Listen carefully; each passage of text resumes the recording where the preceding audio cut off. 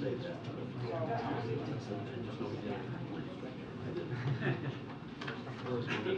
right.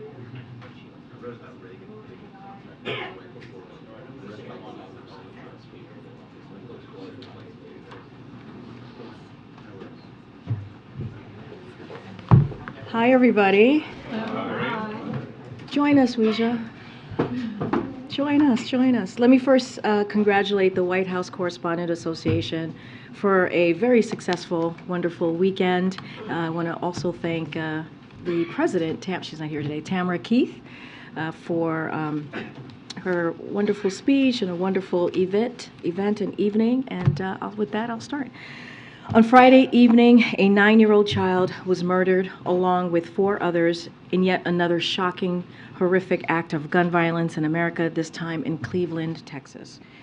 2 of the women killed were discovered on top of surviving children and appeared to be shielding them from gunfire.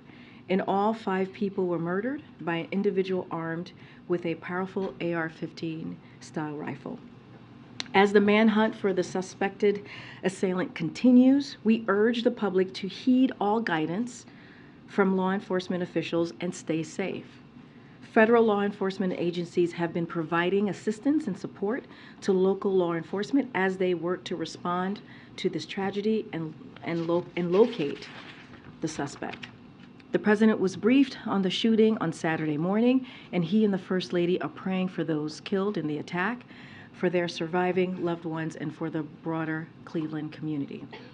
But the president believes prayers alone are not enough. Congress must act, because what makes tragedies like this one all the more heart-wrenching is the fact that it is entirely within our power to take these weapons of war off our streets. The majority of Americans and the majority of gun owners support common sense measures to reduce gun violence. The president continues to believe that Congress must act without delay. It's not too late to save lives and prevent the next mass shooting. Now, as you all know, this afternoon, the president and the First Lady welcomed His Excellency Ferdinand R. Marcos, Jr., President of the Republic of the Philippines, and First Lady Luis Arnetta Marcos to the White House. The president is currently hosting President Marcos for a bilateral meeting.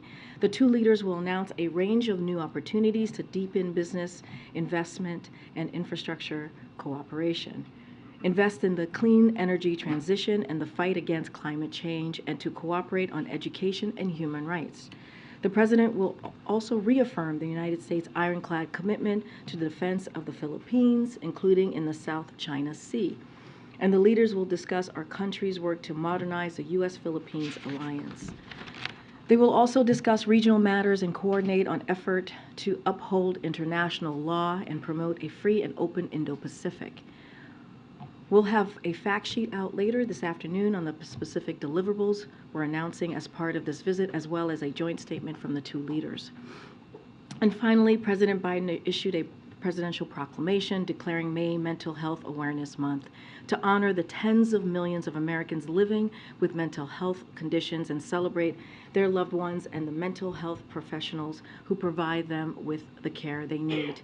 Tackling the mental health crisis is a key priority for the president, who outlined his plans to tackle our mental health crisis in his first State of the Union address. He called for major transformation in how mental health is understood, accessed, treated, and integrated in and out of healthcare settings.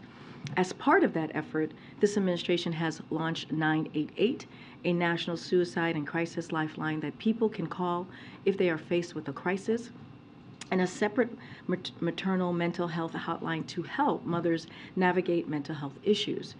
Passed historic laws that further require insurers to cover mental health care, hired tens of thousands of school-based mental health professionals, expanded access to mental health care for service members and veterans, and provided historic resources to expand access to prevention and treatment for mental health and substance use disorders. Now, to kick off the month, HHS launched findsupport.gov, a website that people can go to find resources and help you or someone you know is experiencing a mental health challenge.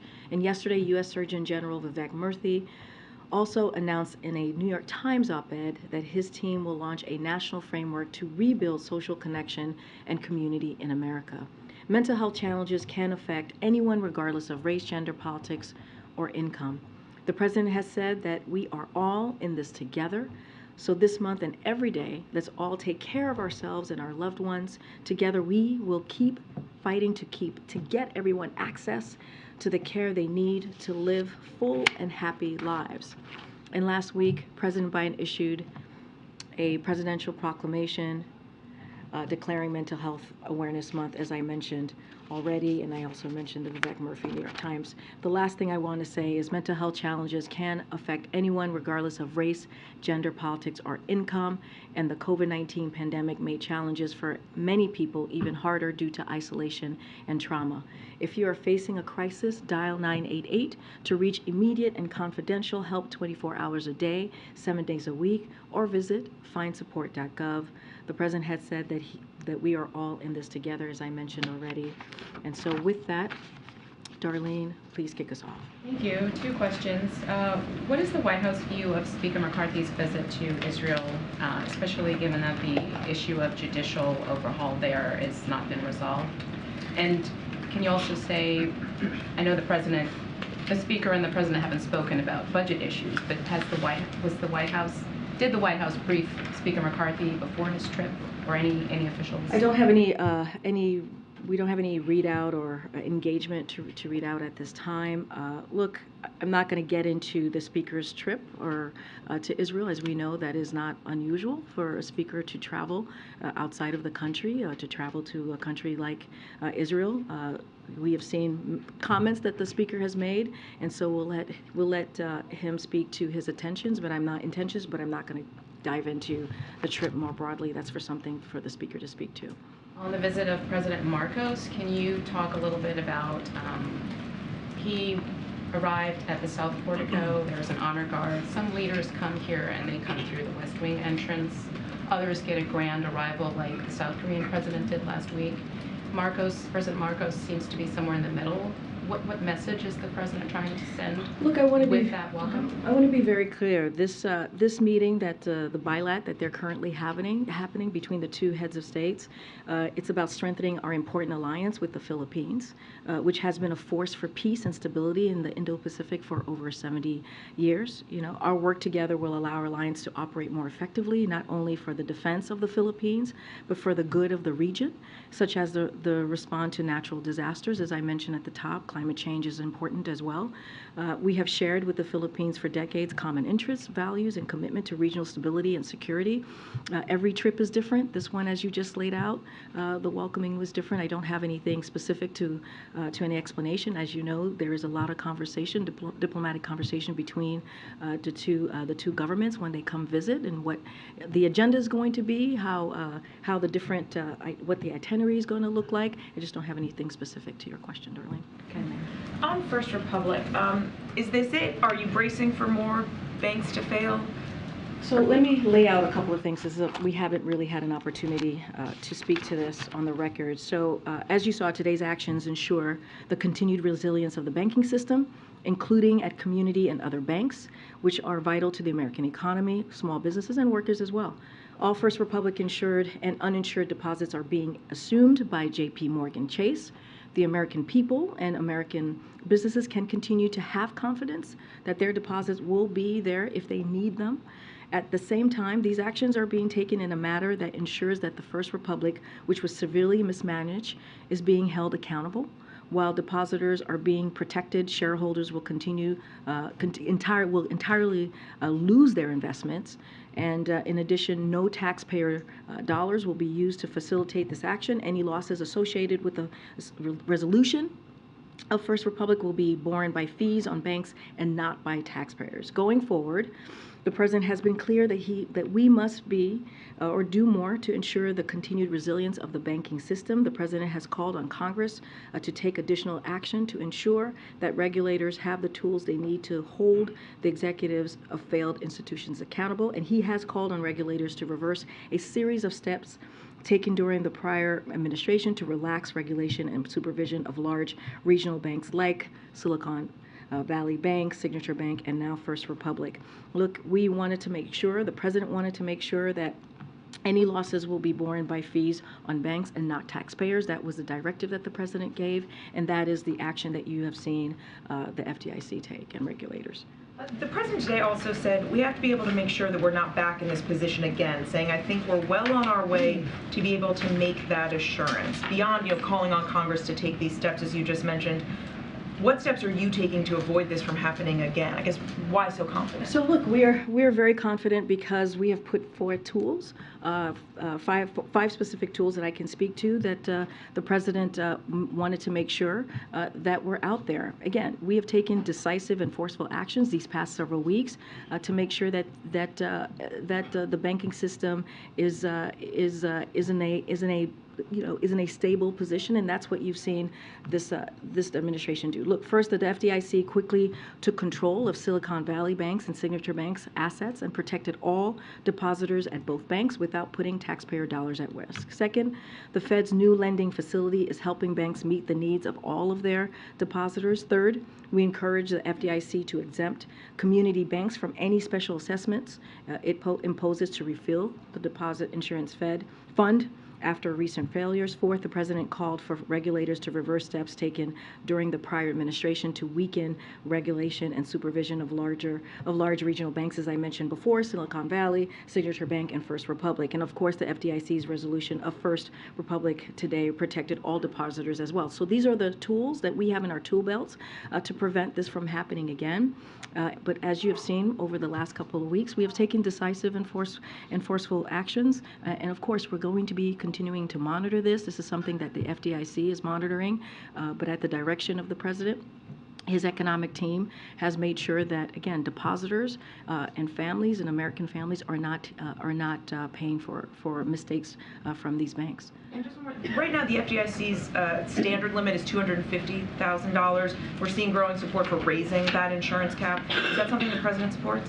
So look, the president has proposed a number of concrete steps to strengthen our banking system. He's called for regulators to reverse the steps taken, as I mentioned, and he's called for Congress to take additional action, so to ensure that regulators have the tools that they need on top of the tools that he's put forward.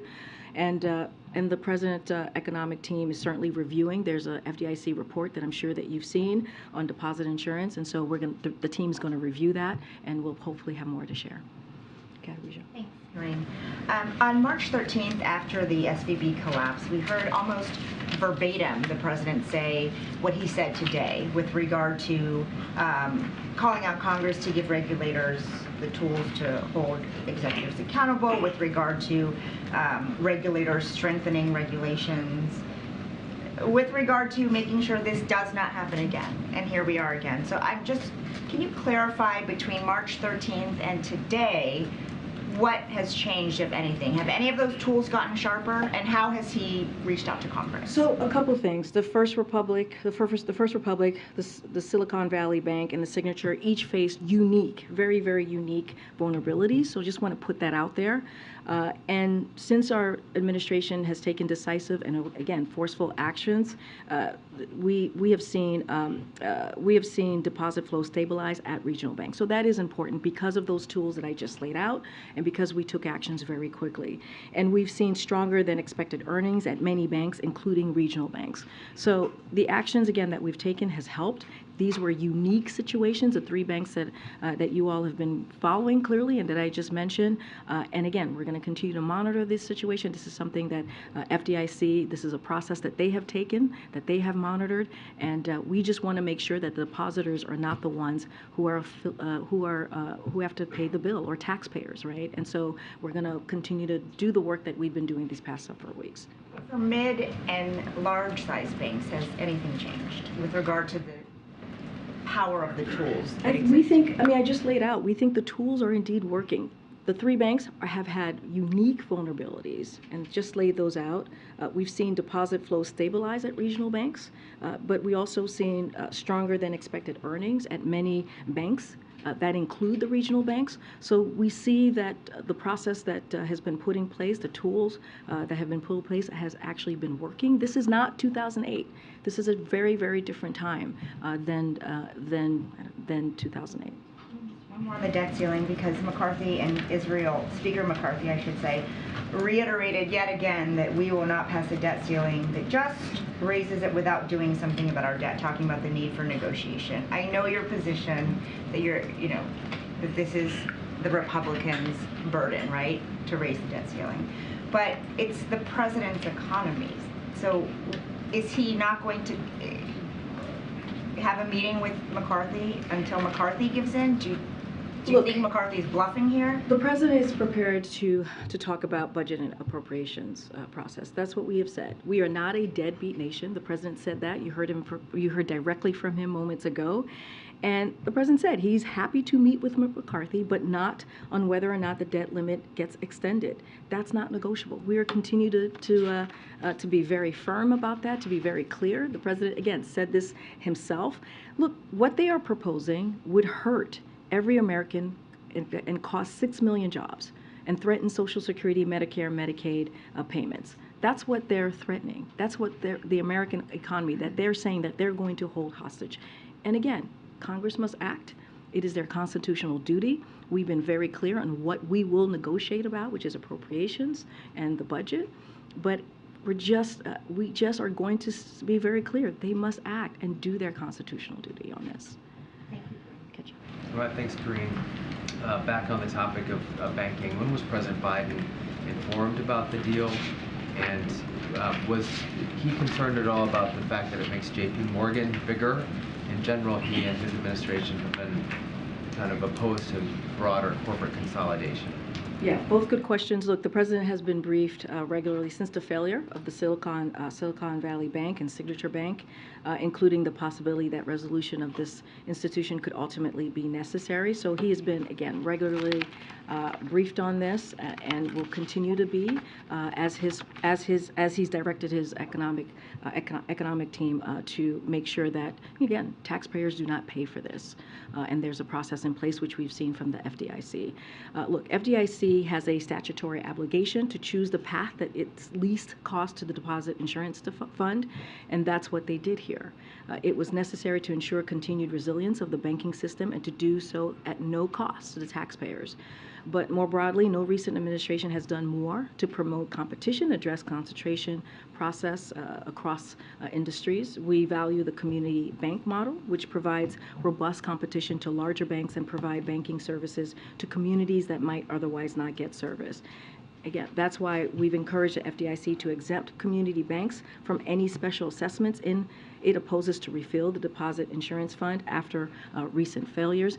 This is an FDIC process as it comes to bids and selling, and that is the obligation, and that's the path that they've taken.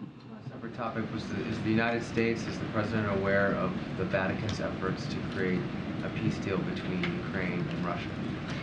We are aware, just don't have any comments on that, and I'll just leave it there. Lastly, is the president tracking the negotiations with the writers union in California? He's a union guy. Yes. Looks like they're heading towards a strike.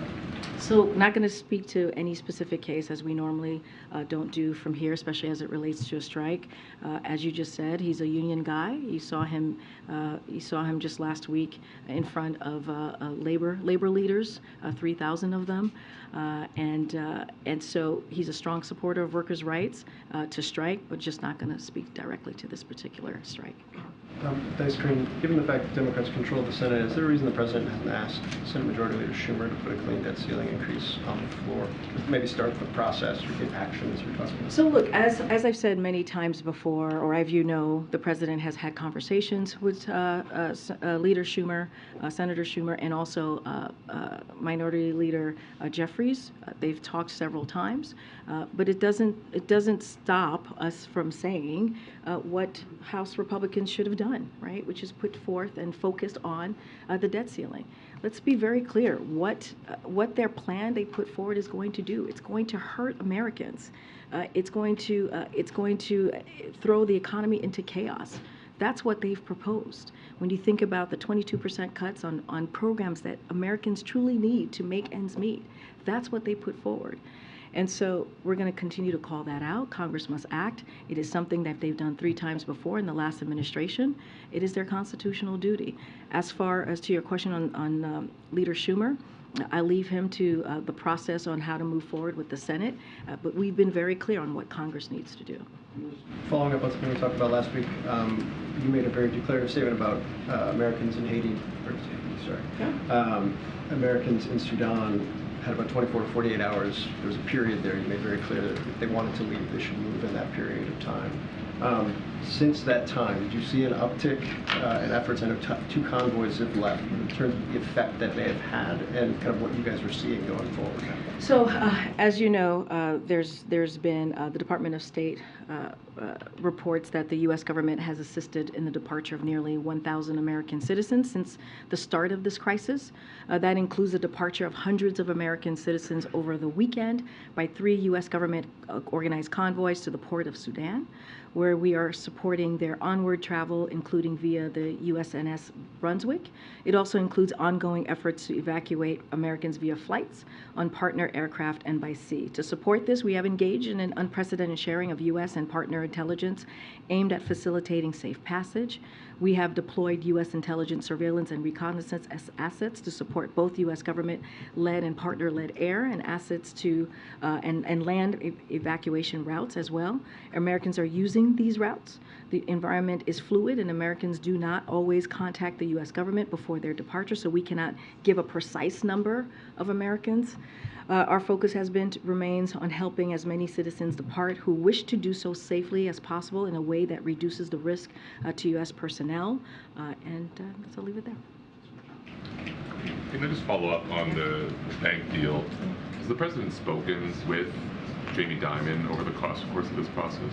I don't have any calls to preview at this time. Just to follow up, this administration, we sat here where you talked about corporate consolidation as something that you want to push against. Our reporting is that JP Morgan was the only bidder that offered to take the entire bank over. The administration, I just want to be clear, you support that because it was the only option, or you support that because it was the best option? No, I totally understand the question. This is an FDIC process, and these decisions are made by the FDIC about the bids and ultimate sale, in this particular instance with First Republic. So this is something that they run.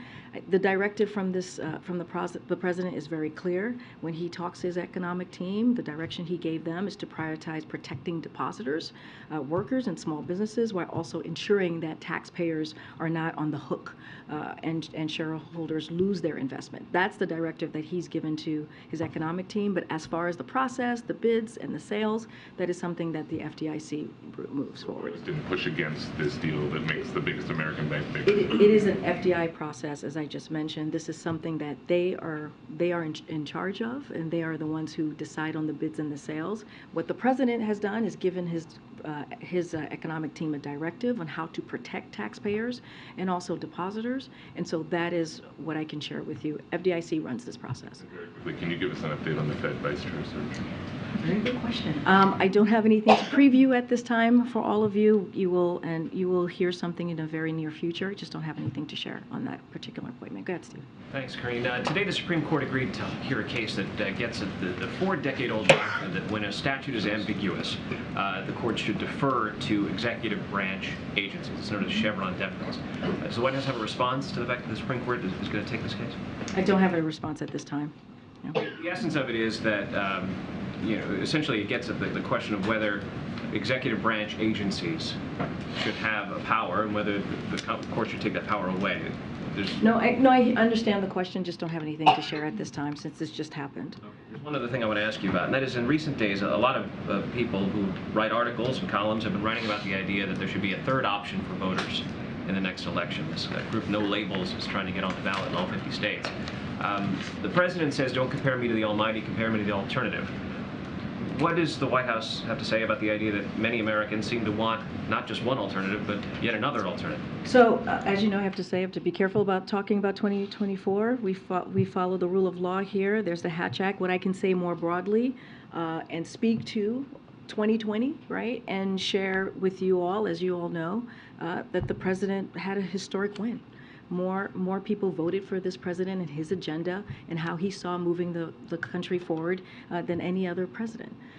And look, the president is going to continue to be focused on the job that he has set forth on behalf of the American people, and you know, call out the contrast that we see from Republicans in Congress, and how, again, we just talked about the debt ceiling, how they refuse to do their job and do their constitutional duty and hold the American economy hostage and not deliver on what they're supposed to be doing, and want to cut key programs like veterans programs, like healthcare programs. It's going to hurt American people. So that's what we're going to focus on. We're going to focus on how do we continue to build an economy that doesn't leave anybody behind, that actually helps the very people who have been left behind, and build an economy. You heard him say this today when he was talking about small businesses. And let's not forget what we've seen from small businesses under this administration, how there's been a historic amount of small businesses who have applied for application to start a small business. That's because of the work that this president has done. So he's going to continue to build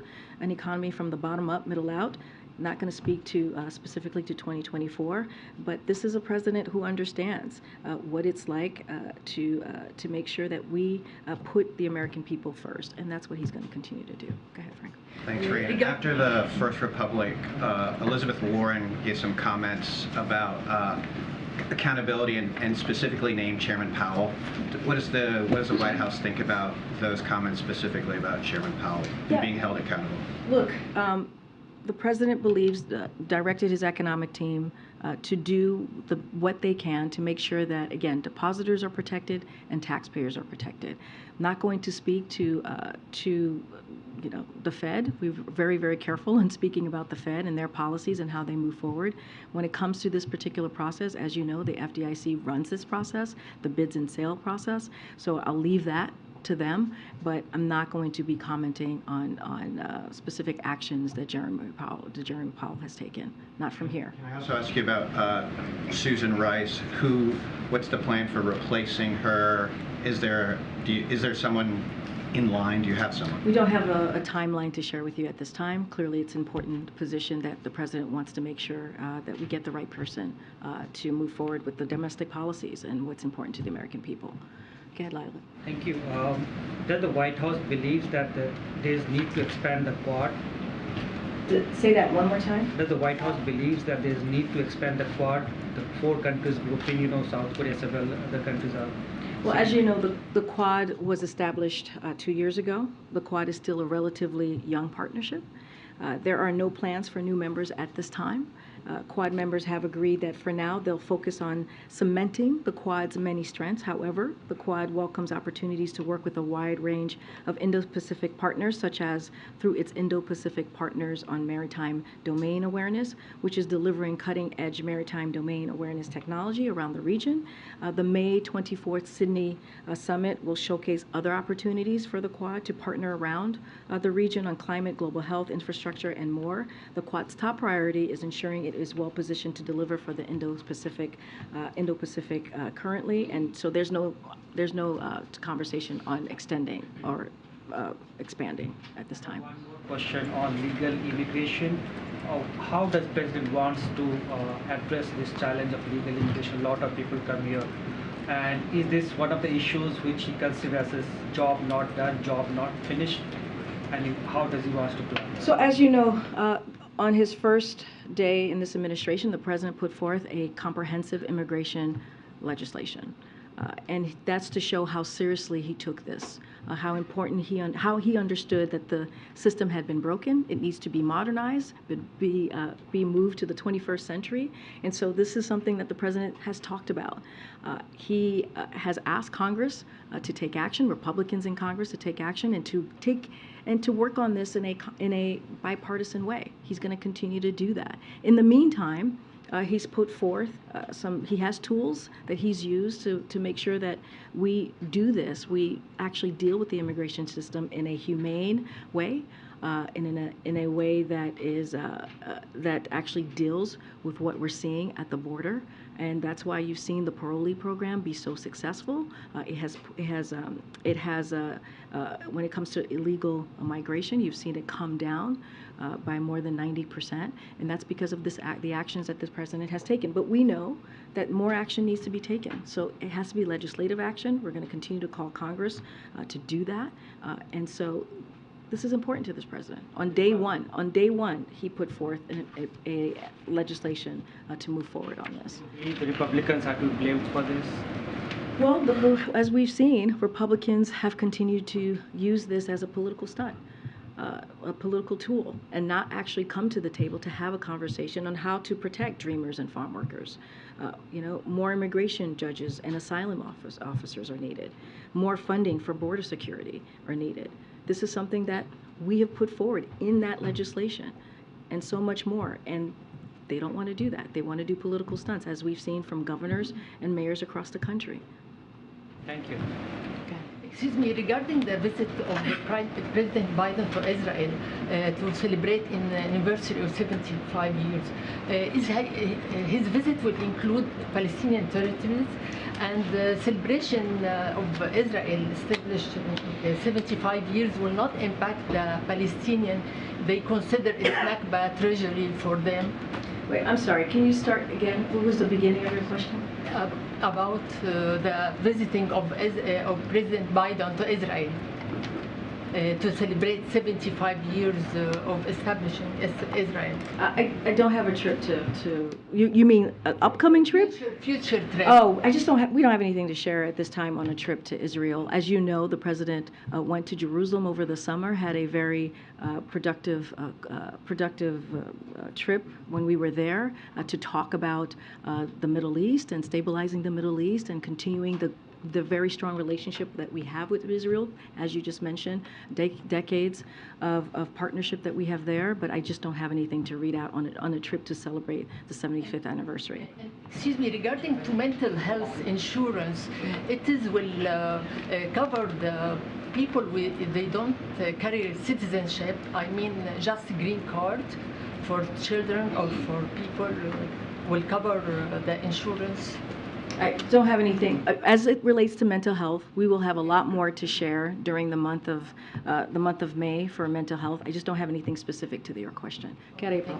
Karine, on Africa, 2 questions on Africa. There was a ceasefire last week in Sudan, but there's still war and havoc. And the UN says that with these strikes on Khartoum, they're at a breaking point. Could you talk about still working to establish or keep that ceasefire as the fighting is going, the humanitarian efforts, and the evacuation progress or hurdles that you're having getting Americans out? So look, we're going to continue to have those conversations. The national security, his senior national security team has been in direct contact with the SAF and the RSF leadership. The generals to urge them to end hostilities immediately without conditions. And we're consulting very closely with regional and other partners. That is something that has been ongoing for some time now. We urge the SAF and the RSF to fully uphold and extend the ceasefire, and those are the conversations that we're having. I just laid out earlier with Phil what we're doing as the evacuation is moving forward of Americans who do indeed want to leave. I just don't have anything more to add to that, but there are high-level conversations that continue to happen with our national security team. Americans that want to leave, we understand that there are about 1,000 right now out of 16,000. What is the deadline for Americans to say, I want to leave? And what are the efforts going to be if they change their mind, if there is a deadline and they change their mind and war happens? Look, all I can say, the environment is fluid, and Americans as we all know, do not always, and I just mentioned this to Phil, contact us, contact the U.S. government before their departure, so we don't have a precise number. Again, it's very fluid, but I just laid out that there's been about 1,000 departures. No, I understand 1,000 American citizens, but again, the numbers are fluid. This is the number that we do know of. Again, it's fluid. Not every American who's there tells us when they're leaving, and our focus has been and remains helping as many U.S. citizens as possible who want to depart, who wish to do so safely as possible in a way that reduces the risk as well. So that's going to be our focus. And last question on Africa. Pretty much many of the administration officials have traveled to Africa, to include the Vice President.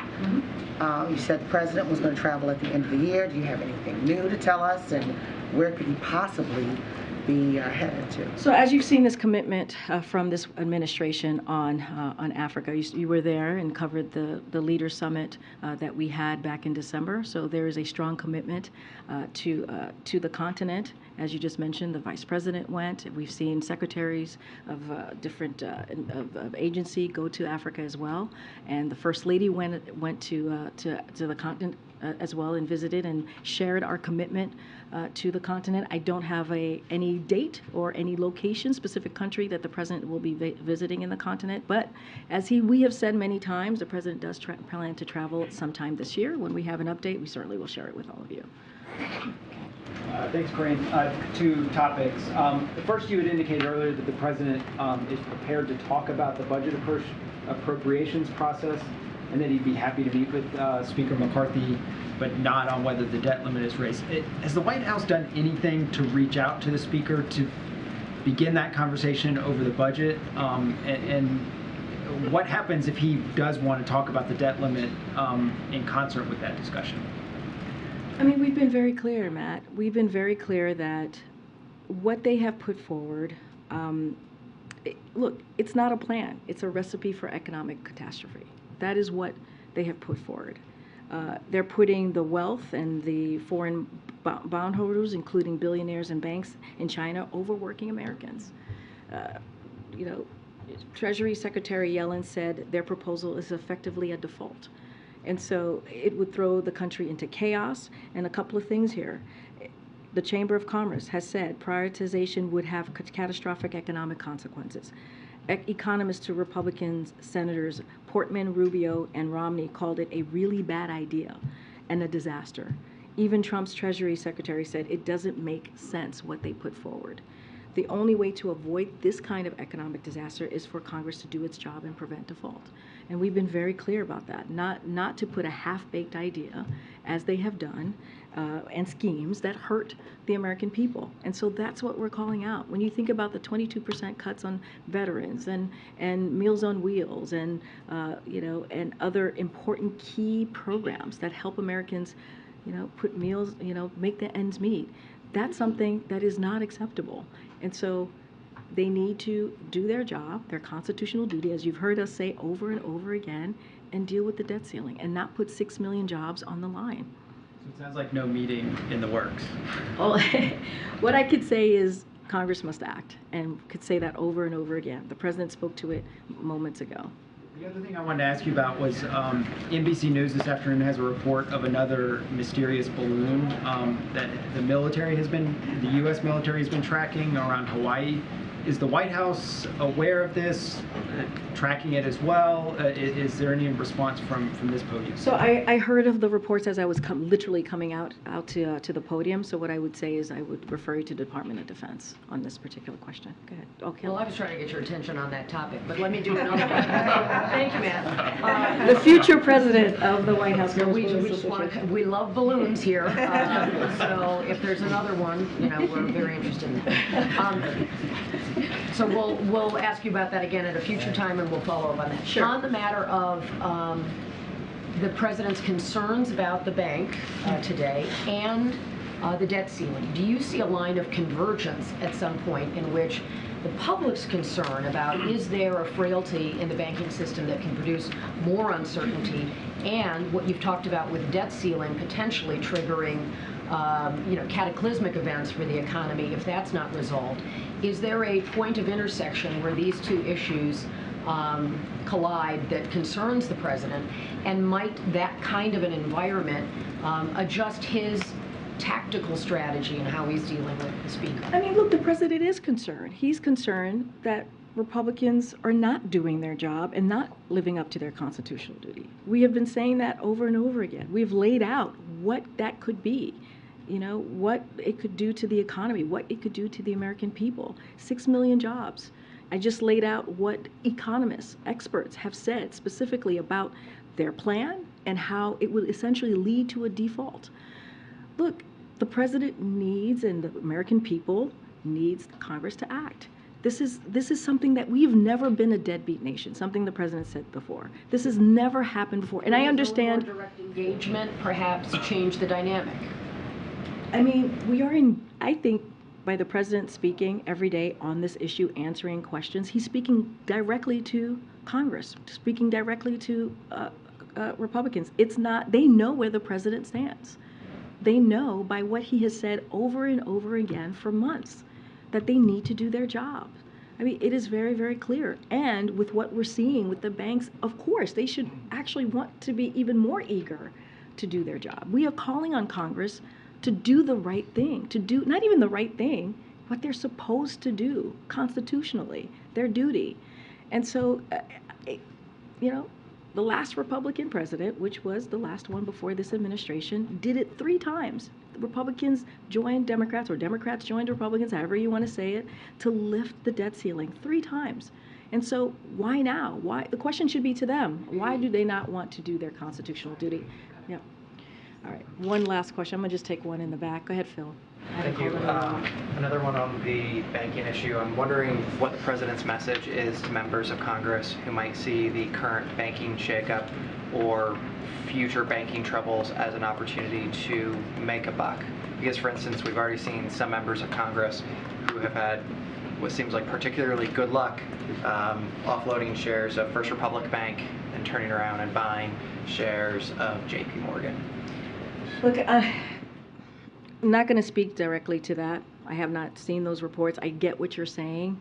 What we will continue to say is that the president is going to make sure that it's not the taxpayers that have to pay for this or lose on this. We want to make sure that they're protected. Depositors, families, small businesses, we've been very clear. And it does not protect investors. First Republic shareholders and bondholders will lose their entire investments. That's what the president has directed his economic team to do. FDIC runs this process, and I'm just going to leave it there. But the president has been really, really clear. No taxpayer money is being used to cover cost for this resolution, and he wants to make sure that they are protected and that the mismanagement of these banks, like for example, First Republic, is being held accountable. And so that's our focus right now. I'm just not going to speak to any kind of hypotheticals that you're laying out for me. Has been very clear when it comes to the wealthy that they should pay their fair share, that they should not skirt, tax law. Is there a need for the president to go to wealthy lawmakers and say, if you have access to new information that maybe the public doesn't, perhaps you should take a step back? Look, what I've been very clear about is what the president wants to make sure, that we protect taxpayers and that investors have to make sure that that they are held accountable. And that's what the president's going to continue to say. Of course, the president has always said, even with his environment in economic policy, that we need to make sure that we look out for the little guy. This is why we don't believe in trickle-down economy. This is why we believe in building an economy from the bottom up, middle out. That is what you see in every economic policy that the president has put forth, legislation that he's put forth that has been historic and has led to that type of economy where we do not leave anyone behind. And that is our focus. Thank you. Karine, do you want to say anything about it being Eid today?